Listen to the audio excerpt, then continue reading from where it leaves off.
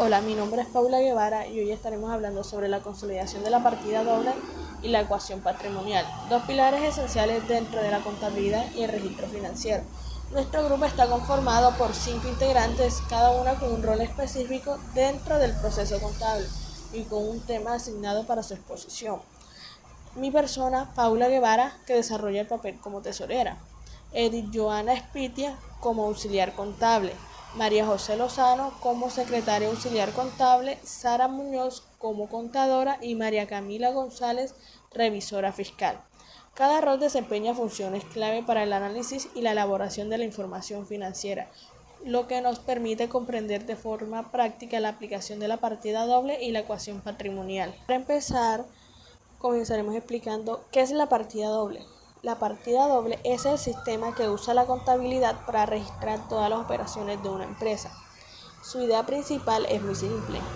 Cada movimiento que se hace en la empresa tiene dos efectos, uno que se registra en el debe y otro en el haber, y así siempre deben ser por el mismo valor. ¿Esta para qué nos sirve? Para que la contabilidad esté siempre equilibrada y muestre claramente lo que entra y lo que sale.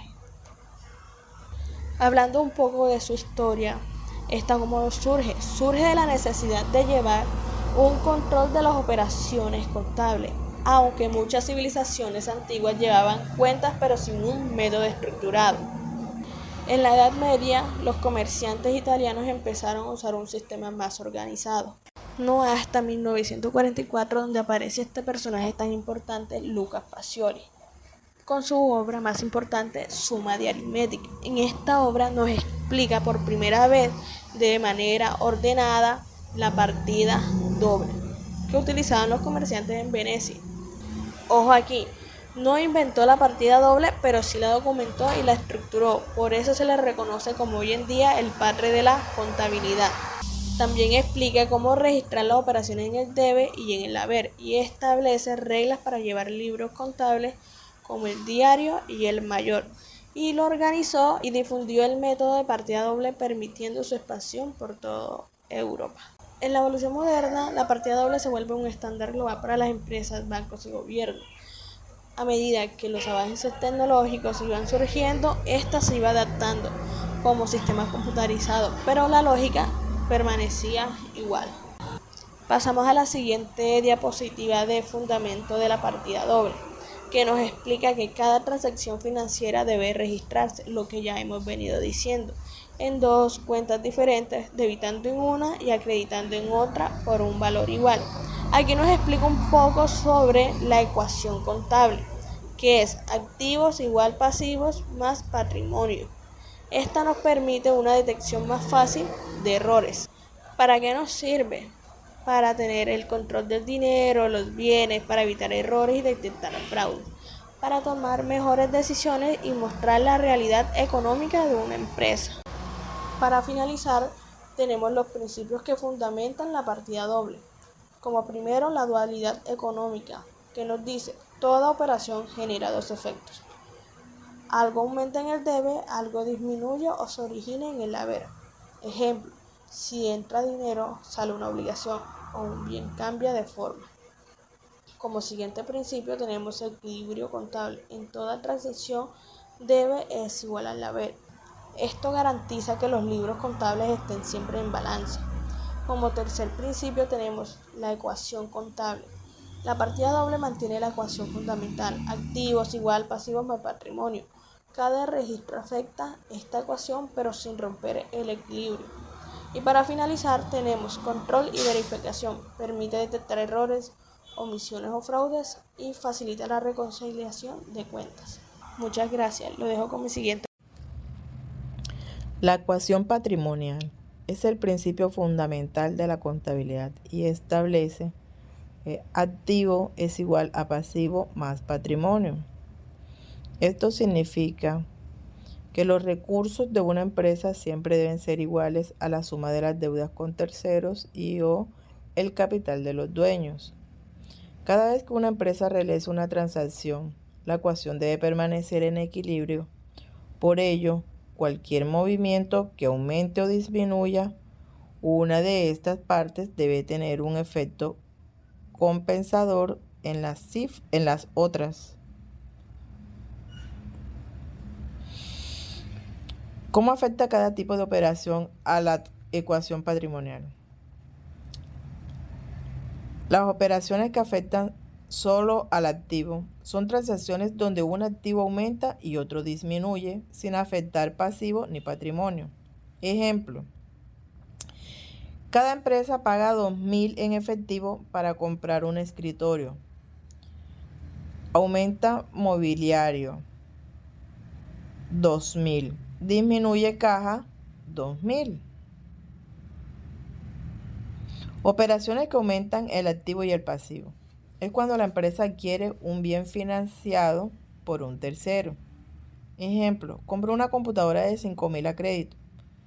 El activo son 5.000, pasivos 5.000. Operaciones que aumentan el activo y el patrimonio. Se generan ingresos o aportes del propietario.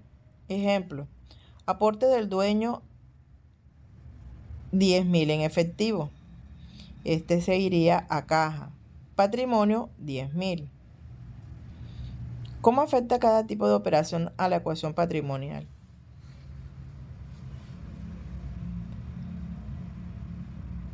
Operaciones que disminuyen el activo y el pasivo.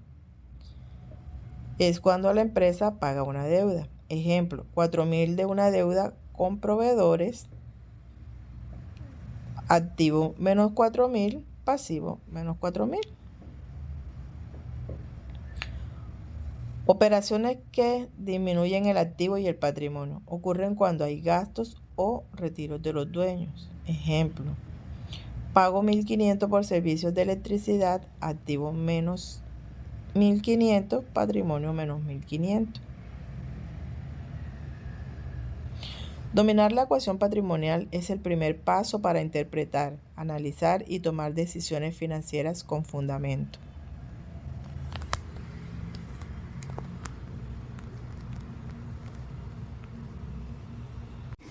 Gracias, compañera. Bueno, mi nombre es María José Lozano. Desde el rol de secretario auxiliar contable, les daré conceptos sobre los componentes de la partida doble: activos, pasivos y patrimonio. Activos. De acuerdo a las normas internacionales de información financiera para pymes, un activo es considerado como un recurso controlado por la entidad como resultado de sucesos pasados y del cual espera obtener en el futuro beneficios económicos. Agrupa el conjunto de las cuentas que representan los bienes y derechos tangibles e intangibles de propiedad del ente económico, que en la medida de su utilización son fuente potencial de beneficios presentes o futuros. Comprende los siguientes grupos: efectivo y equivalente a efectivo, las inversiones, los deudores, los inventarios, las propiedades, planta y equipo, los intangibles, los diferidos, los otros activos, las valorizaciones. Aquí tenemos unos activos, ejemplos y cuentas PUC. Tenemos a caja, cuenta PUC 1105, correspondiente a caja, es un tipo de activo corriente.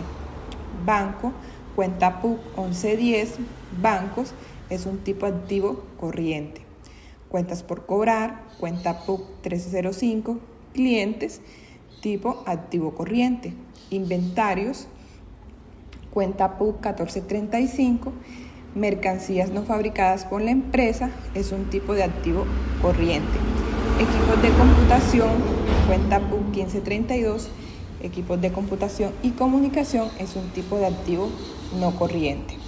Edificios, cuenta PUC 1504, su nombre es construcciones y edificaciones y es un tipo de activo no corriente. ¿Qué es un activo corriente? Son los bienes o recursos que la empresa convierte en efectivo en menos de un año. Y un activo no corriente son los bienes que duran más de un año y apoyan la operación a largo plazo.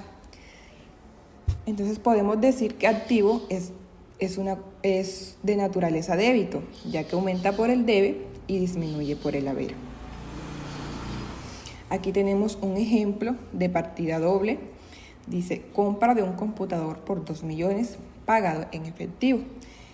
Tenemos dos cuentas que se afectan, que sería equipos de computación, que se afecta en el débito por 2 millones, y tenemos a caja, que se afecta en el crédito por 2 millones. Un activo aumenta más y el otro disminuye, pero mantiene el equilibrio contable. Pasivos. Según las normas internacionales de información financiera para pymes, un pasivo es una obligación presente adquirida por la entidad surgida de procesos pasados, al vencimiento de la cual se espera que la entidad deba desprenderse de recursos que incorporan beneficios económicos.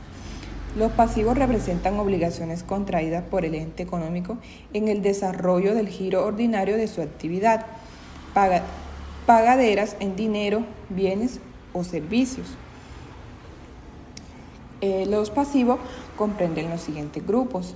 Son las obligaciones financieras, proveedores, cuentas por pagar, impuestos y gravámenes, obligaciones laborales, diferidos, otros pasivos, pasivos estimados y provisiones, bonos y papeles comerciales. Aquí tenemos los pasivos, ejemplos y cuentas PUC. Tenemos a los proveedores, que su cuenta PUC es la 2205, proveedores nacionales, y es un tipo pasivo corriente. Obligaciones financieras, que su cuenta PUC es la 2105, obligaciones financieras tipo pasivo corriente o no corriente. Impuestos por pagar, cuenta PUC 2408, que es IVA por pagar, y es un tipo pasivo corriente. Nómina por pagar, que su cuenta PUC es la 2505, que corresponde a salarios por pagar, y es un tipo pasivo corriente. ¿Qué es un pasivo corriente? Son todas las deudas y obligaciones que la empresa debe pagar en un corto plazo. En este caso tenemos a los proveedores, los salarios por pagar, los impuestos por pagar y créditos a corto plazo. Y tenemos a pasivos no corrientes, que son las deudas que se pagan a largo plazo, después de un año. Podemos decir entonces que pasivo es de naturaleza crédito, disminuye en el debe y aumenta en el haber. Tenemos ejemplo en partida doble de pasivos. Tenemos un caso que es: la empresa recibe un préstamo bancario por 3 millones de pesos. En este caso se afectan dos cuentas, que serían bancos, en débito por 3 millones y obligaciones financieras en el crédito por 3 millones. Automáticamente aquí aumenta banco. Y dice, los pasivos se reconocen siempre con un crédito porque representan deudas o obligaciones. La partida doble permite mostrar cómo surge esa obligación. El débito registra el aumento del activo y el crédito deja evidencia de lo que la empresa debe, o sea, las obligaciones financieras. Y por último tenemos a patrimonio. De acuerdo a las normas internacionales de información financiera para pymes, el patrimonio podría entenderse como la participación residual en los activos netos de una entidad, una vez disminuido todos sus activos. El patrimonio de una empresa natural está compuesto por el aporte personal que hace el dueño a su empresa y el patrimonio de una persona jurídica por el aporte que hacen los asociados. También es considerado como el producto de la ecuación activo menos pasivo es igual a patrimonio. Comprende los siguientes grupos: aportes de los accionistas, socios o propietarios, superávit, reservas, revalorización de patrimonio, dividendos y resultados del ejercicio.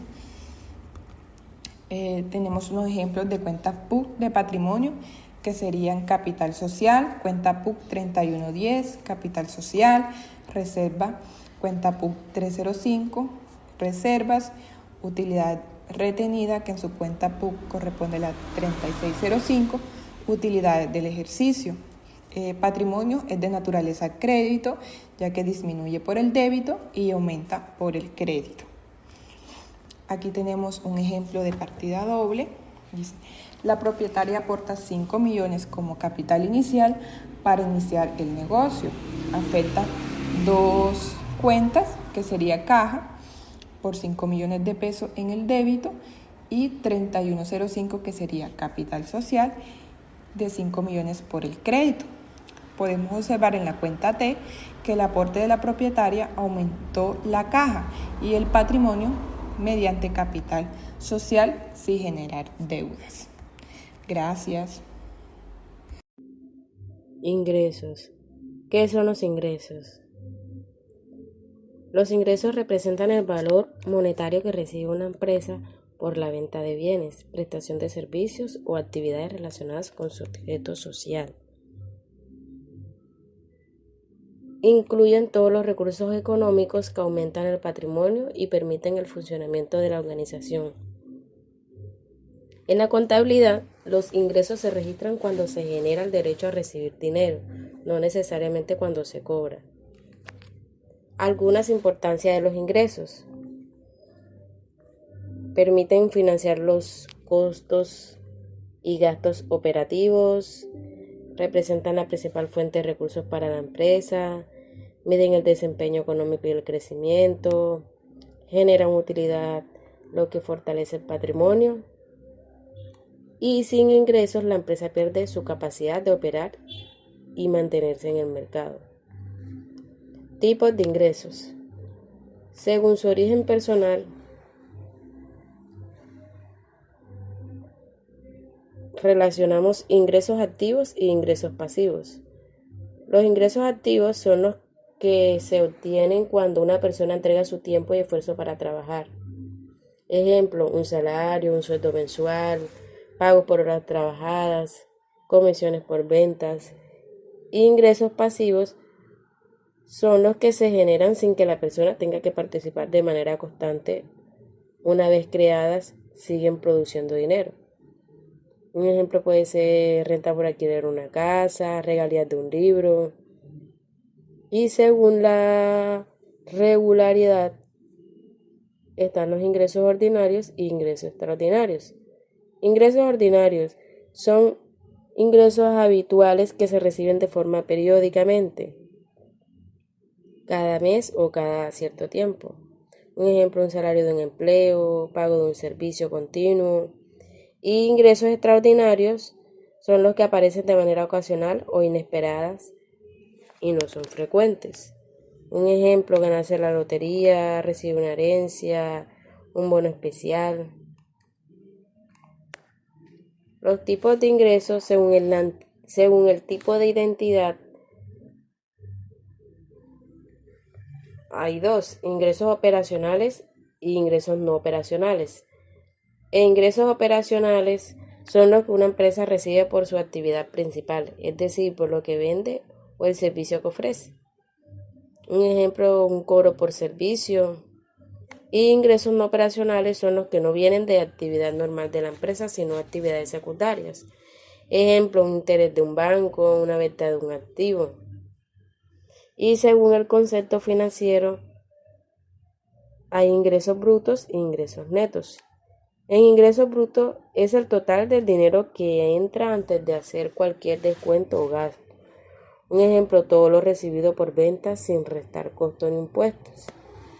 Ingresos netos es el dinero que realmente queda después de restar gastos, costos, impuestos u otras deducciones a ingreso bruto. Un ejemplo, la ganancia final después de pagar todo lo necesario. En conclusión, los ingresos pueden generarse en distintas formas, ya sea por trabajo, inversiones o actividades pasivas. También se puede ser habituales o inesperados y en las empresas pueden venir de su actividad principal o actividades secundarias. Conocer sus tipos permite entender de dónde viene el dinero y tomar mejores decisiones financieras. Bueno, siguiendo con nuestra temática, a mí me gustaría hablar un poco sobre los gastos. Los gastos son las erogaciones que una empresa realiza para desarrollar sus actividades diarias y mantener el funcionamiento adecuado de las instalaciones. Por lo tanto, hablaré con claridad en qué consisten los gastos, cómo se clasifican y la importancia de esto. El gasto es el uso de un cierto dinero presupuestado, ya sea por parte de un individuo, una empresa o una organización o un estado, para obtener a cambio un bien o un servicio determinado. Estos son necesarios para operar, es decir, generar un beneficio inmediato. Servicios públicos, sueldo de trabajadores, arriendos. En cuanto a la clasificación de los gastos se clasifican en gastos fijos, gastos flexibles y gastos discrecionales. Dicho así, los gastos fijos son aquellos gastos necesarios que se repiten cada cierto tiempo, por lo que la empresa debe de pagarlo de manera constante independientemente de cómo haya sido las ventas. Por ejemplo, servicios públicos, sueldo de personal. Ahora, en cuanto a los gastos flexibles, son gastos necesarios. Estos varían según la necesidad que vaya surgiendo en la empresa. Estos gastos pueden ser más fáciles de controlar, aunque no son necesarios, no son de manera permanente como los gastos fijos, por ejemplo, publicidad, viático y bonificaciones. Y finalizando con los gastos discrecionales, estos son los gastos no son necesarios para el funcionamiento de la empresa, es decir, estos gastos se hacen por decisión de la empresa, mas no son obligatorios. Por ejemplo, regalos comparativos, viajes, otras bonificaciones extra. Bueno, finalizando diciendo que los gastos pueden permitir los costos de la empresa para su debido funcionamiento financiero, por lo que a la hora de tomar decisiones, esta puede ser más acertada referente a la parte financiera. Conocer la clasificación de los gastos nos ayuda a determinar qué es importante o urgente y qué puede esperar para no afectar el desarrollo continuo de la organización.